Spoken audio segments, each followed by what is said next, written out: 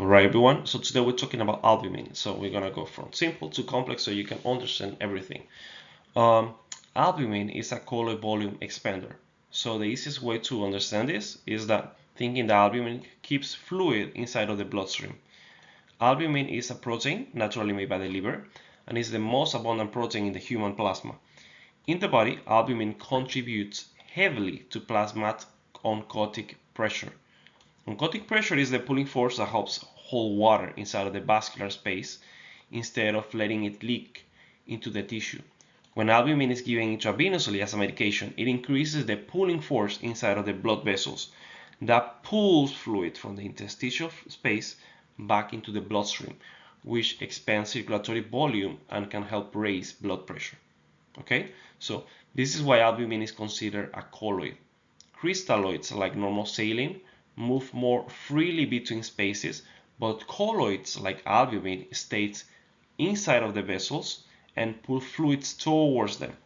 Okay, so the memory phrase is thinking like al for albumin keeps all fluid in the bloodstream. So albumin keeps all fluids in the bloodstream.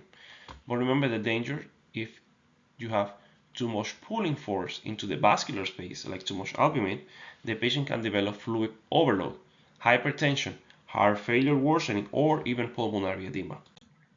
Now, albumin works through oncotic pressure. Again, what does that mean? Let's explain it this quick. How does albumin works?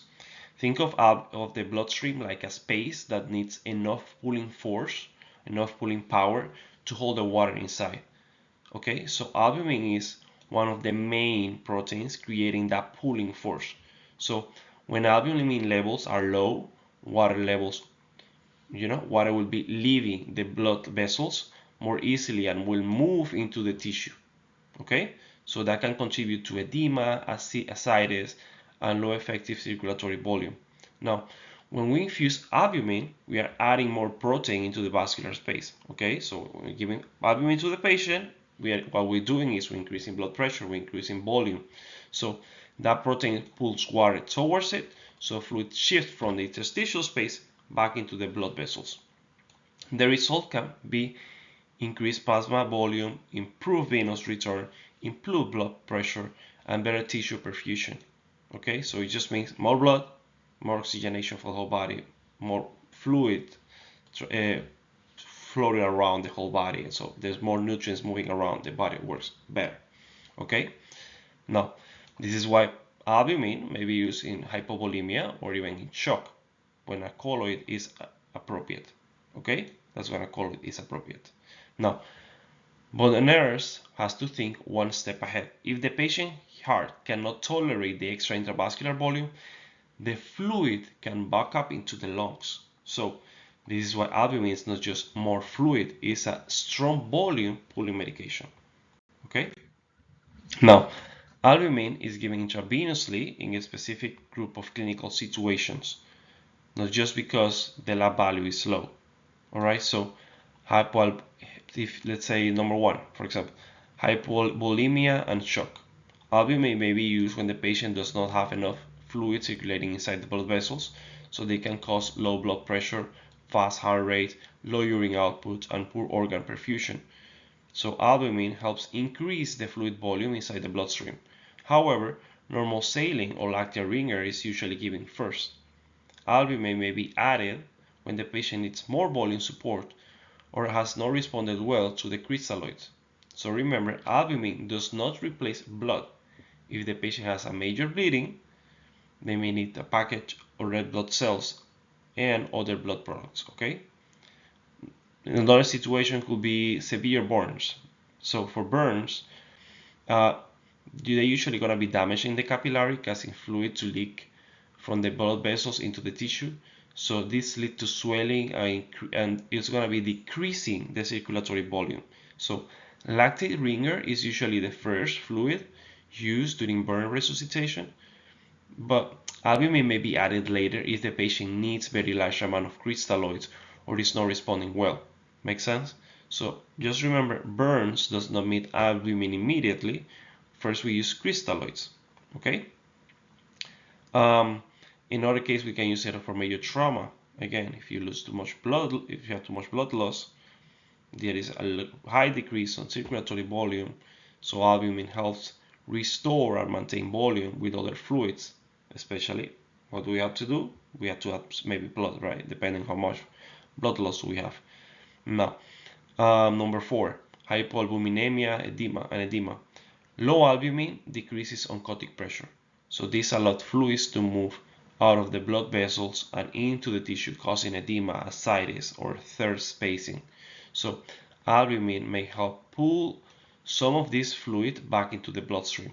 However, a low albumin level alone does not automatically mean that the patient is an IV albumin, okay? The provider must consider the patient's condition and the cause of the low albumin. So albumin can increase the circulatory volume quickly, so the nurse must monitor for fluids overload and pulmonary edema, okay? Now, you can also use it for large volume paracentesis. Paracentesis is when they remove ascites fluid from the abdomen of a patient with, for example, cirrhosis. So, when about 5 liters or more have been removed, the patient can develop low circulatory volume or low blood pressure, kidney problems, and low sodium.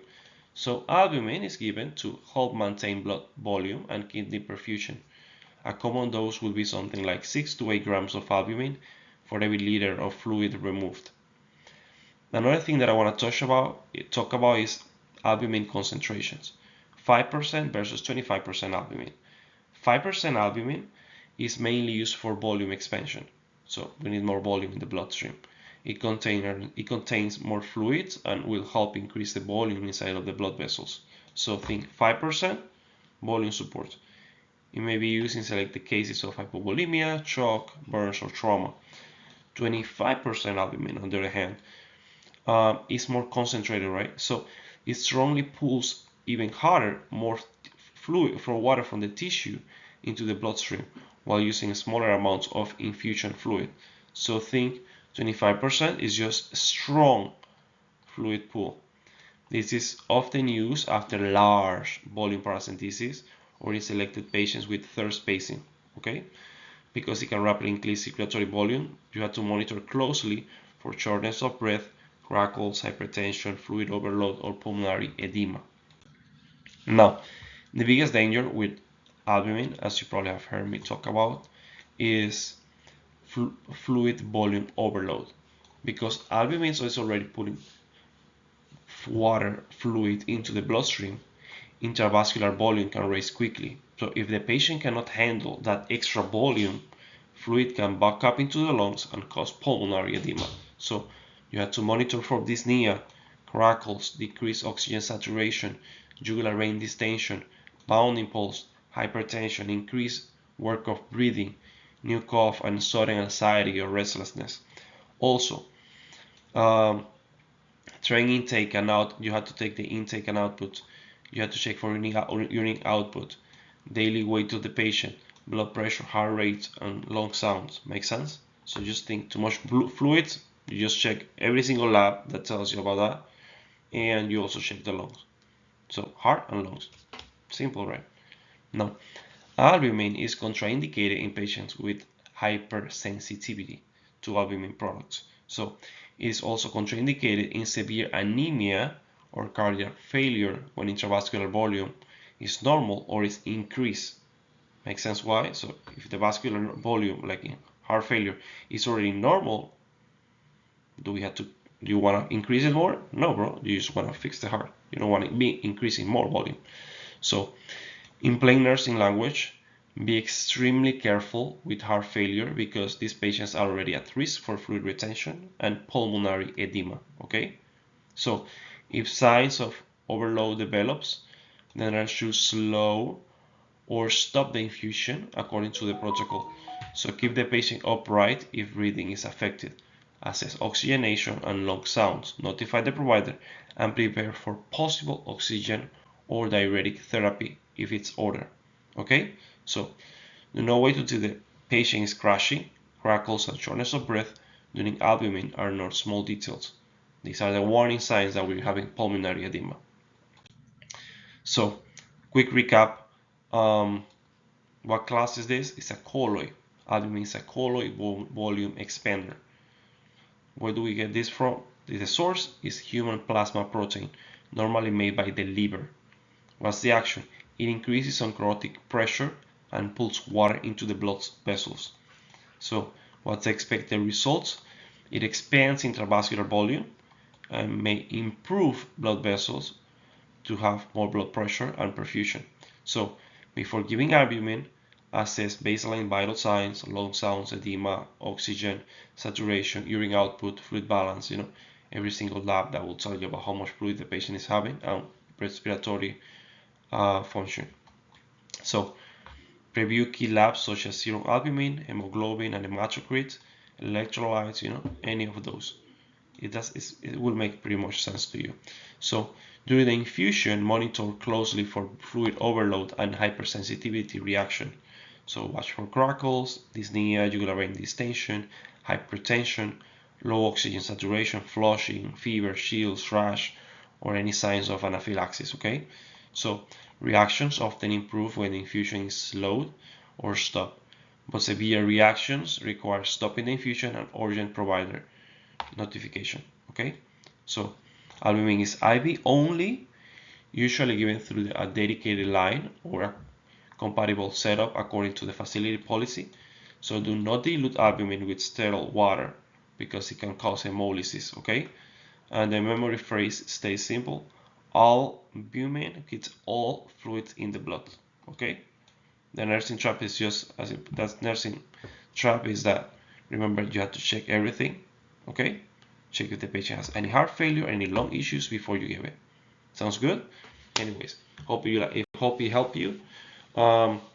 Leave me a comment if you like this format of videos and if you want me to keep doing more of this. And thank you. And just subscribe. Thank you. Have a good one.